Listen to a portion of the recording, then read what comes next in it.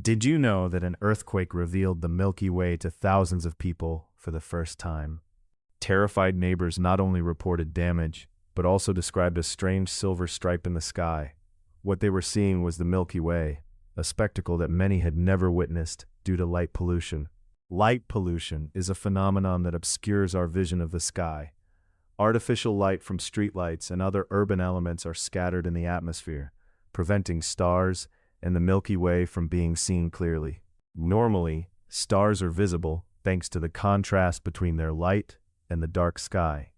However, in cities like Los Angeles, this contrast is lost, making the Milky Way a faint and almost invisible band of light.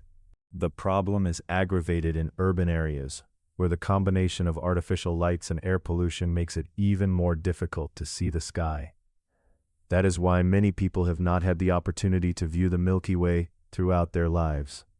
Although more than 30 years have passed since that earthquake, the situation of light pollution has not improved.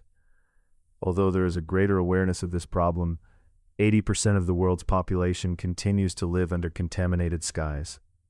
A recent study shows that 60% of Europeans and 80% of Americans have never seen the Milky Way.